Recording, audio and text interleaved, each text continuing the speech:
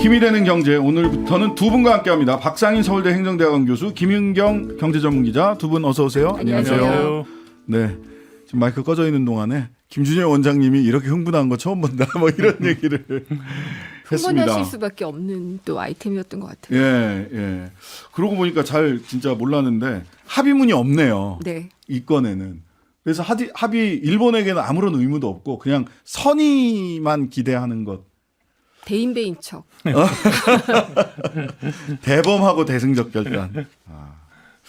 그렇군요. 왜 이랬는지 저는 아직도 잘 이해가 안 가는데 여튼. 자, 오늘 아까 그 일부에서 다루긴 했습니다만은 뭐 내용은 소개를 했습니다. 52시간제 개편해서 최대 주당 69시간까지 일할 수 있도록 하겠다. 이게 오늘 민생경제 비상 그 장관회의에서 추경호 장관이 부총리가 발표를 한 건데 이것도 많이 예고됐던 얘기이긴 합니다. 결국 예. 오늘 점을 찍기는 찍었는데. 그동안에 이제 전문가 집단이라고 해서 미래노동시장위원회 연구회가 예. 마련을 했던 거에서 크게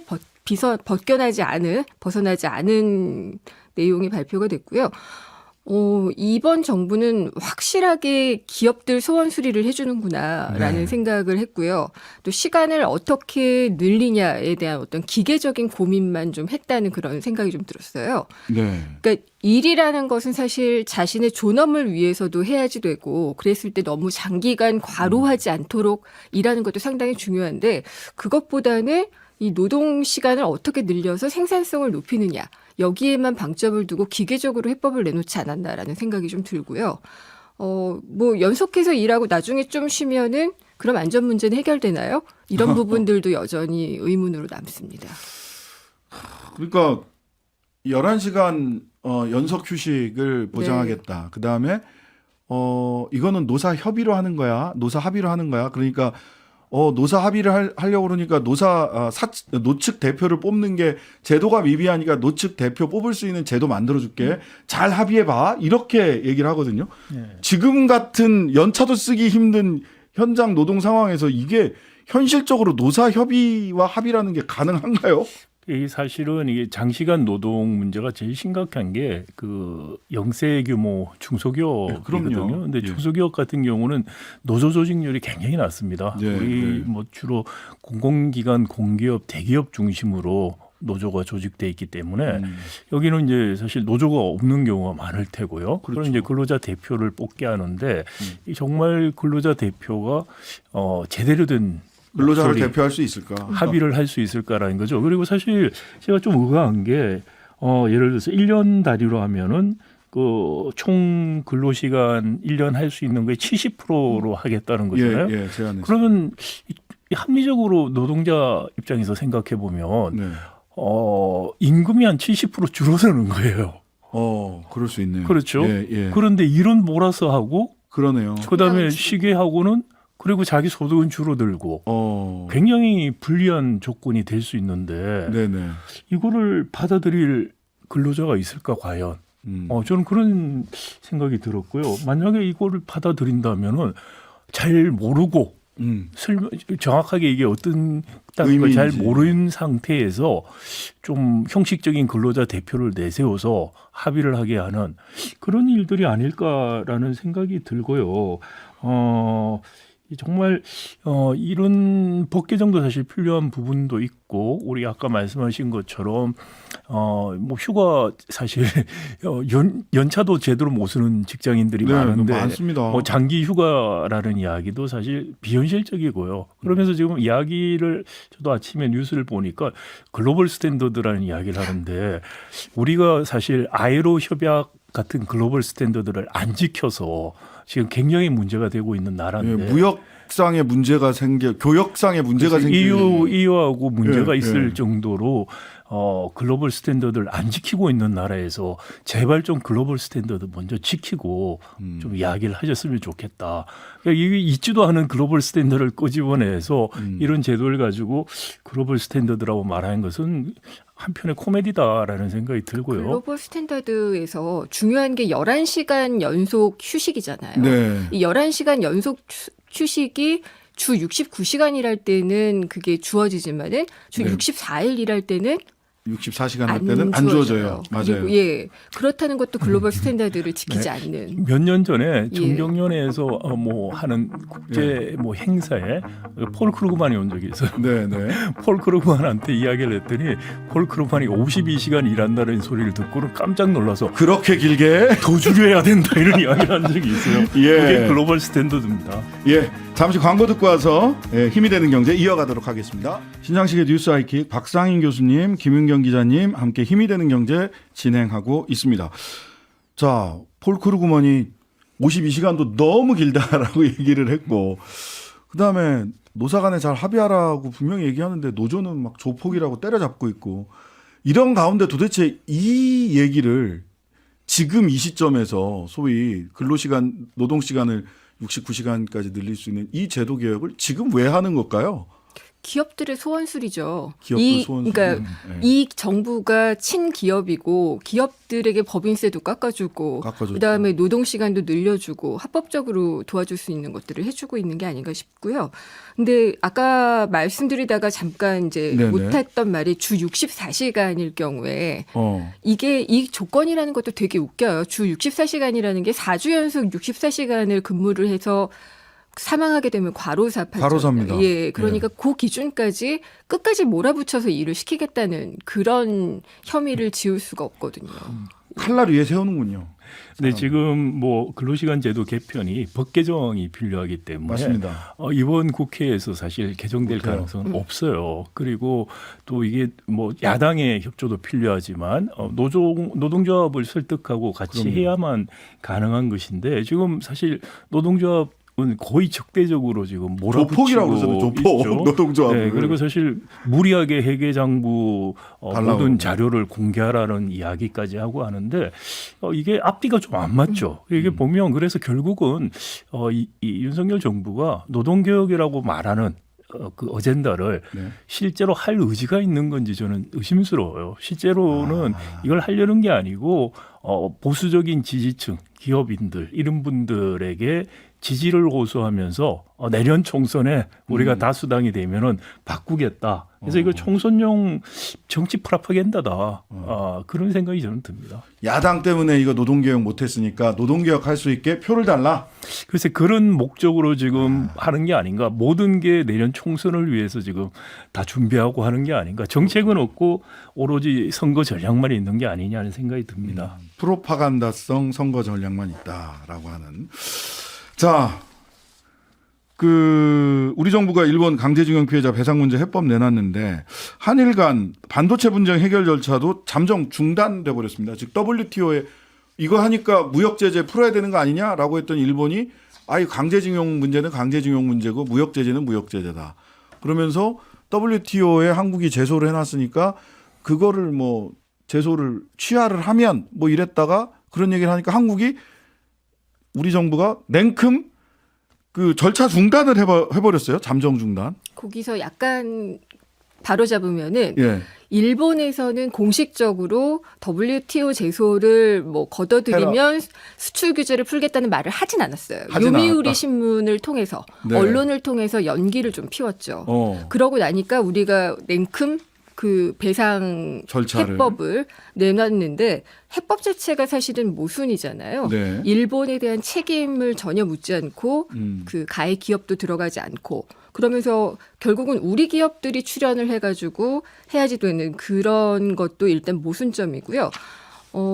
이때 그러니까 일본이 이걸로 강제징용 때문에 수출 규제를 했던 게 분명한데 이들은 아니라고 그러죠. 아직까지도 아니라고 이야기를 하고 있고요. 네. 근데 우리는 어쨌든 이 해결책 자체를 모순된 걸 내놓고서 이제 한일 관계가 회복될 수 있다.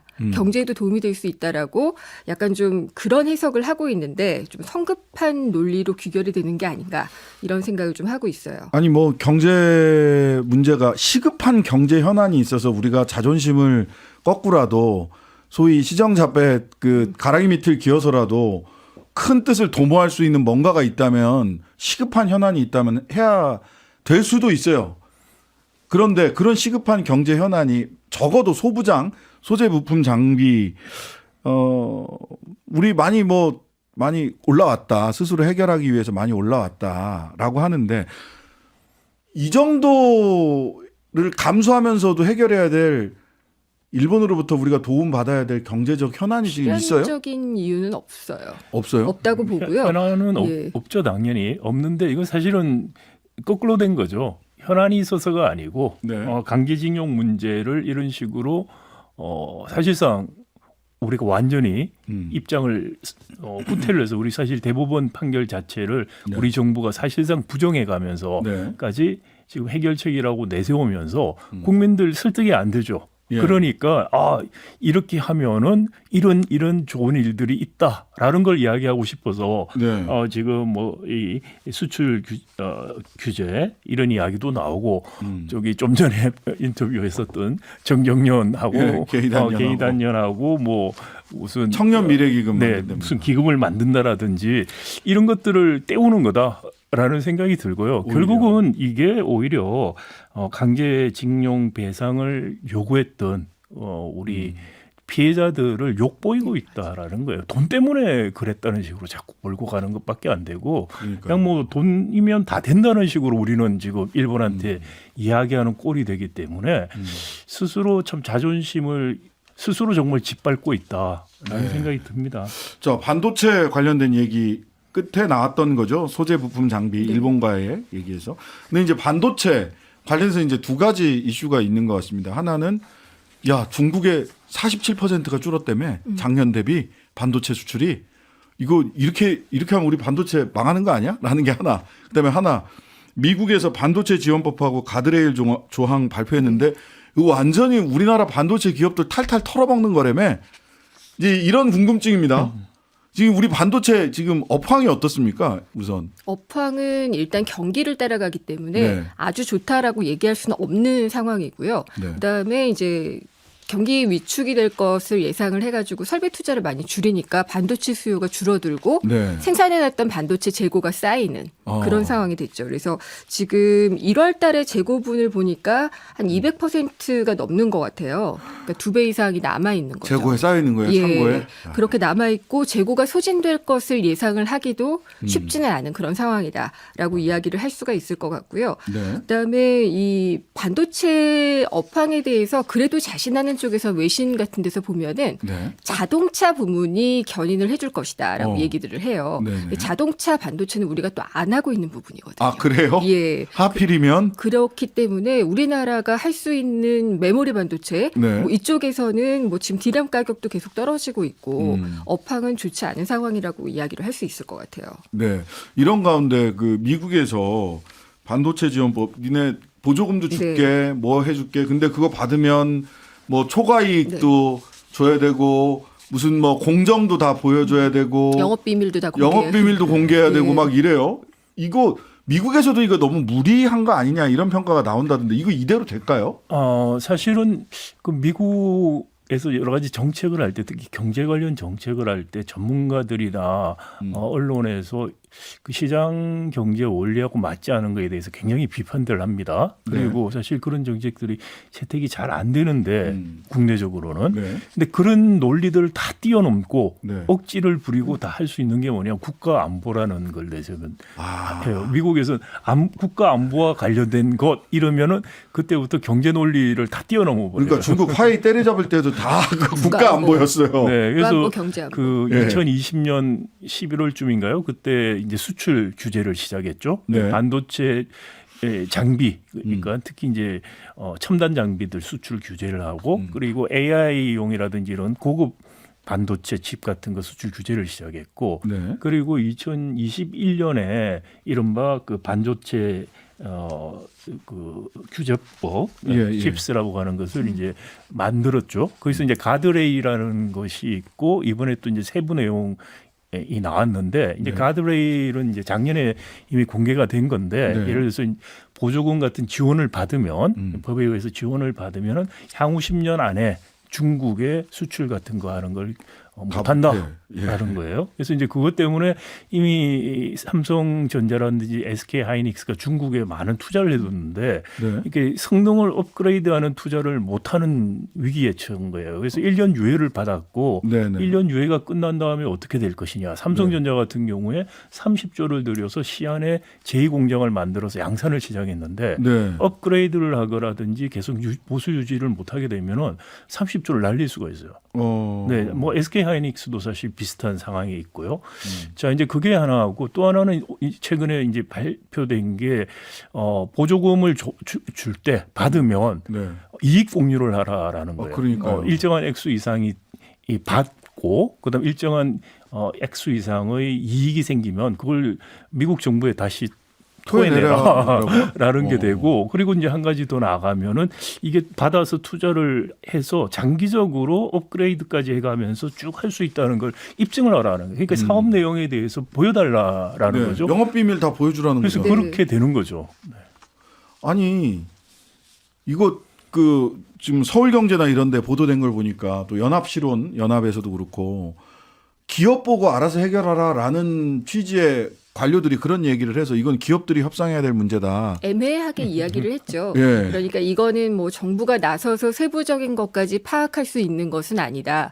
그러니까 어차피 기업하고 똑같이 알았다라는 식으로 얘기를 하는데 예. 근데 보통 이제 기자들도 취재원하고 관계가 좋고 그러면은 네. 먼저 그 알죠. 소식을 알 수도 있을 만큼 외교라는 것도 실질적으로는 그런 부분이 있지 않을까라는 생각을 저는 하고요. 우리 굉장히 미국한테 잘하고 있는데 요새. 글쎄요. 지금 이 정부가 근데 왜 이렇게 근데 늦지 지금 소식이? 미국이 깡패예요. 미국이 깡패예요. 예, 미국 깡패이기 사실 때문에. 우리 같은 경우에는 예. 아까 김 기자님 말씀하셨지만 반도체 중에서 주로 메모리 반도체를 그렇죠. 파운드리하고 하죠. 메모리. 그래서 중국이 우리 메모리 반도체 최대 수입국입니다. 중국, 맞습니다. 홍콩을 합치면은 뭐 2020년에는 전체 우리 반도체 수입의 중국, 홍콩 합치면 62%가 됐어요. 맞습니다. 근데 미국 비중이나 유럽은 상당히 작고요. 근데 그에 비해서 대만의 TSMC 같은 경우에는 시스템 반도체 파운드리를 네. 하죠. 제조를 하기 때문에 중국 매출이 상당히 상대적으로 작아요. 네. 미국이 훨씬 더 크고 유럽도 크고 이런 상황이기 때문에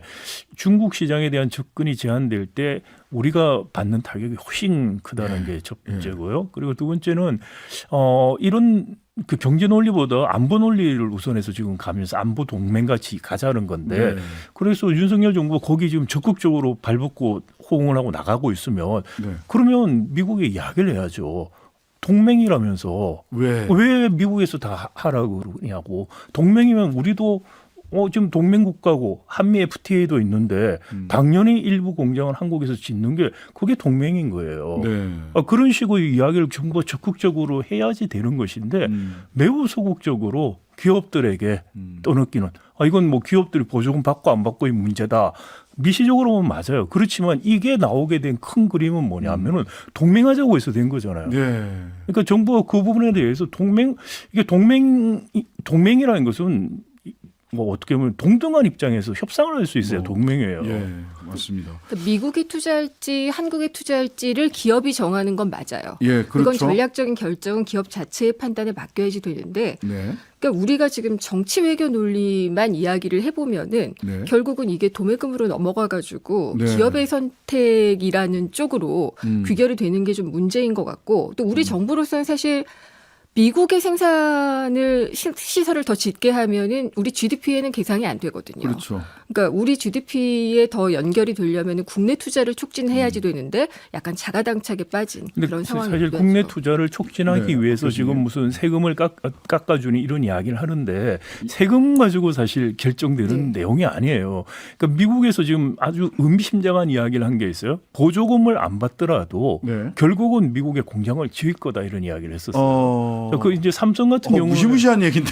네, 삼성 같은 경우에 텍사스 오스틴에 이미 공장이 있죠. 그렇죠. 그리고 그 옆에 지금 공장을 짓고 있어요 또. 네. 그리고 지금 외신 보도에 하면 향후 한 10개 넘게 미국에 공장을 지을 거라는 이야기가 있어요. 10개를 넘게 지금 라인을 넣으면 뭐 수십 조인데. 그러면 그건 뭐냐면 새로운 신설 공장은 미국에 짓겠다는 계획을 갖고 있다는 거예요. 그럼 왜 그러느냐? 뭐 이게 그러면 보조금 문제가 아닐 수도 있다는 거예요. 뭐 기본적으로 아리 와난드로드 문제가 있어요. 재생에너지를 100% 사용해서 반도체를 생산하지 않으면 앞으로 반도체 칩스를 해서 주요한 글로벌 기업에 공급을 납품 못해요. 못하게 돼요. 근데 삼성전자 같은 경우 국내에서 재생에너지 100% 달성할 엄두를 못 내고 있죠. 아마 삼성 한 회사에서 쓸 만큼도 안 된다. 겨우 되거나 안 된다. 이렇게 얘기를 하더라고요. 우리나라 재생에너지 그렇죠. 전체를 다 삼성뿐만이 아니고 우리가 소부장이라고 하는 중소기업들 예. 재생 RE100도 못하게 되면은 반도체 아예 수출을 못해요. 그러니까 그런 면에서 RE100하고는 재생에너지 100% 환경을 만들어주는 게 정말 정부가 해야 되는 일이에요. 그래야지 미국 정부가 또 그 지금 내심 저도 혐의를 가지고 이야기를 하는 거니까 정확하게는 네네, 이야기를 네. 할 수는 없지만 네.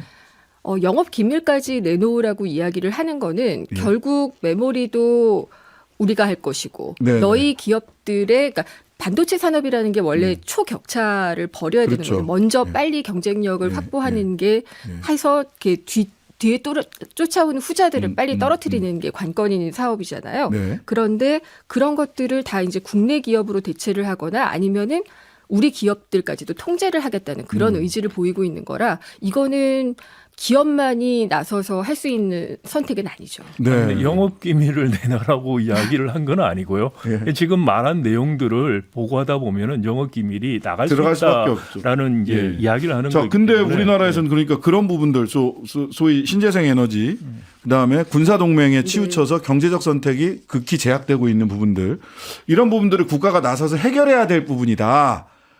굉장히 국가가 해야 될 일이 구체적으로 있습니다. 근데 계속해서 세금 깎아주는 얘기를 해요. K칩스법. 네. 이것도 오락가락했습니다. 오락가락하다가 야당 때문에 지금 반도체 죽게 생겼다. 이런 식의 이제 프로파간다처럼 보이는 이야기를 하는데 야당 때문이 아니고 정확히 말하면 기재부가 예. 저기 반으로 하자고 한 거예요. 세금 맞아요. 감면액을. 네. 왜냐하면 세수 결손이 너무 클 것이다. 그래서 네. 지금 그랬더니 윤 대통령이 그 이후에 두 배로 더 갑자기. 깎아 두 배로 더 올려줘라 세수 감면을 이야기를 한 거죠. 이게 세수 감면은 게 사실 보조금을 주는 거예요. 네네. 이렇게 되면은 2년간 반도체 업체 주로 삼성전자, 하이닉스에 대부분 가게 되는데 그렇죠. 4조 원이 넘은 돈을 보조금을 우리가 주게 돼 있어요. 근데 이 돈을 준다고 해서 미국에 공장 짓고 하는 것들을 지금 우리나라로 돌아올 가능성이 있느냐? 말씀드린 것처럼 장기적으로 재생에너지 100% 같은 조건이 국내에서 되게 어렵다고 생각하면은 네. 신규 투자할 요인이 없어요. 이미 삼성전자나 하이닉스가 투자하기로 말한 것들을 어차피 하게 돼 있는 것들에 대해서 세금만 깎아주는 게 4조 원이 넘는다는 이야기예요. 실제로 우리나라 반도체 산업에 4조 원 깎아주는 게 큰 도움이 되는 건 아니고 근데 세수 결손만 벌써 1월 달 세수 결손이 7조 났다고 하던데. 법인세 깎아줘서 세수 증대될 거라던 정부의 약속을 한번 믿어볼까요? 아니면 여전히 안 되는 거라고 그런데 한 우려를 가지 해야 될까요? 네, 지금 뭐 시간이 다 됐습니다. 가을에 좋아질 거라고 하는데 예. 가을에 경기가 좋아질 거로 예상하는 건 기재부밖에 없는 것 같아요. 기재부밖에 없다. 힘이 되는 경제 김윤경 기자 박상현 교수와 함께했습니다. 감사합니다. 감사합니다. 감사합니다. 하루 종일 기다려지는 진짜 시사. 평일 저녁 6시 5분 신장식의 뉴스 하이킥.